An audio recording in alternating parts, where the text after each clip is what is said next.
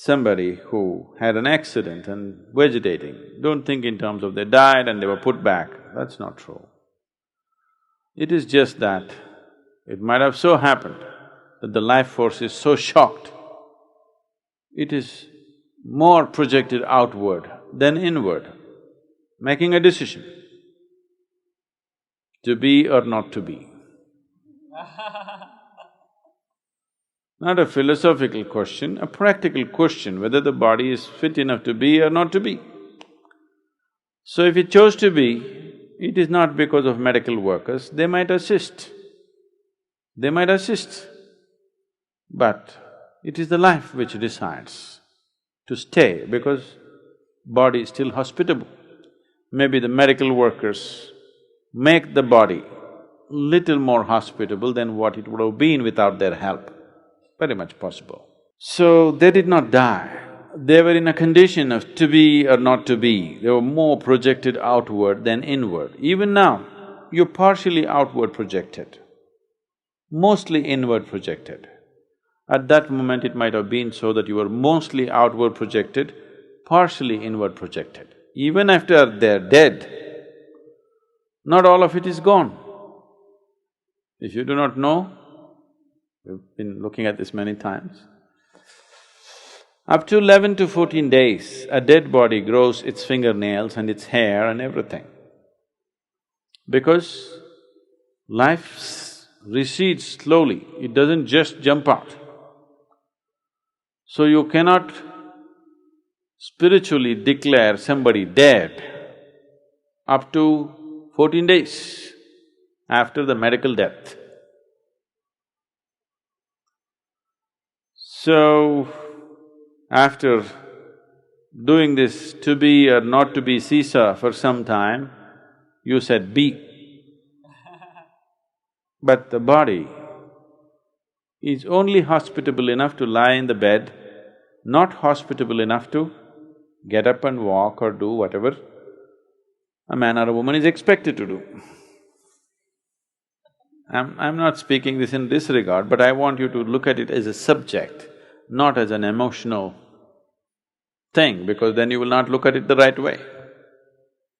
So if you call this vegetation, there are two kinds of vegetation. One is just the body is gone, but still everything in the mind is active. That can lead to a lot of suffering, because they can see, they can hear, they can smell, they can understand, but no ability to do anything. Talking is the last thing on their mind. They want to get up and walk. They're not able to respond. Body has become inert, but mind is still active. There are other kinds of states where body is in a reasonably good condition, but mind has become inert. So body cannot act. Body is in good condition. Mind was active, it would act, but mind has gone. The physical structure that is necessary to house the mind is gone. Something is broken, so mind is not finding accommodation, so cannot act. But the subtler aspects of the mind are still active. Only the mind that you decipher with, the mind with which you make judgment, the mind with which you are able to distinguish, that is gone. But the other mind, which simply rotates with the unconscious memory, that is still there. If that is not there, the body cannot be alive. So if a person lies down in a place for a very long time without a discriminatory mind, he may slowly become aware of that unconscious rotation of memory that is happening within him, which is keeping everything going. It's very much possible. I haven't spent enough time with such people. Once or twice when I saw I felt there was something happening. They're not supposed to have a mind, but there's a whole lot of activity happening.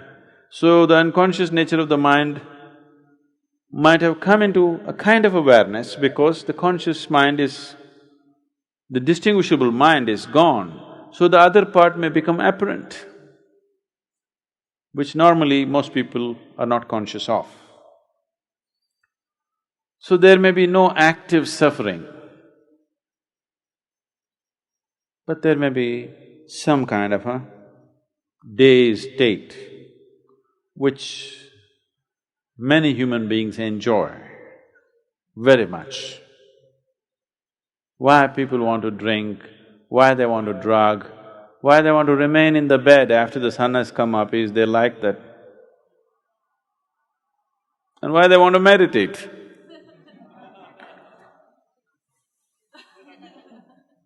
They like that.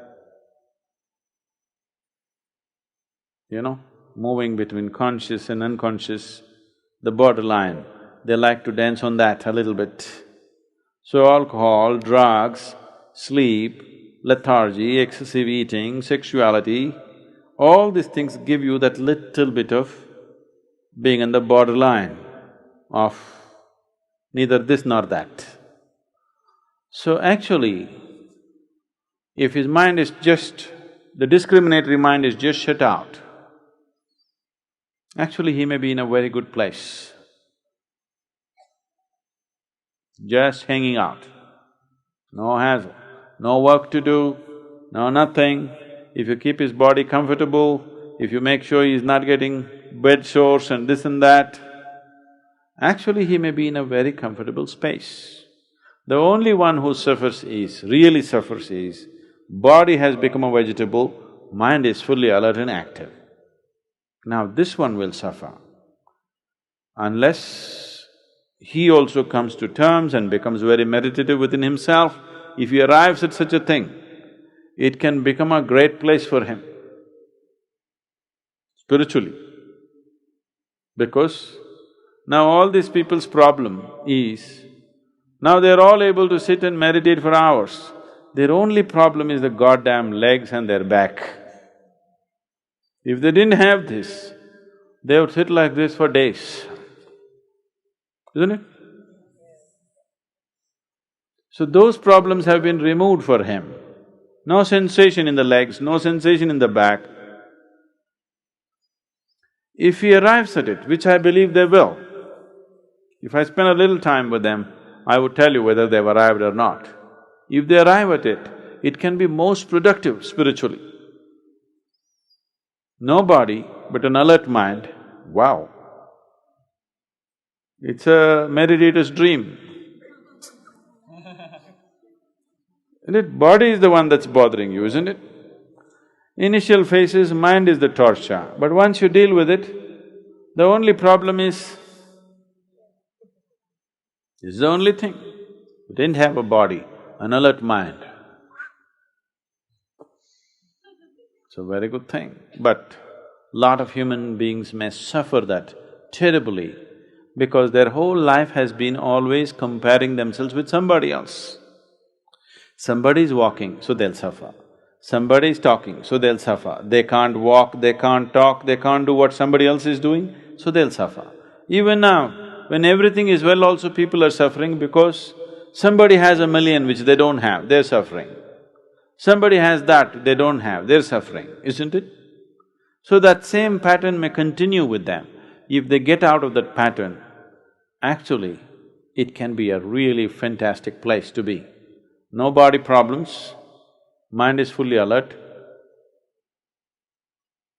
We could initiate them. I'm not saying this with any disregard for their condition. Actually, it can work out very well for him. If nothing else can be done by the medical professionals, it could work out phenomenally well for them. Just lying down, constantly alert mind, it could do wonders. I'm talking in this vein because I'm only looking at no matter what the hell happens to your life, you must know how to make it into an advantage. not into your disadvantage. Because what may happen to you is not 100% controlled by you, but what you make out of it is 100% yours, isn't it? So if such a thing happened, let's make a capital out of that also.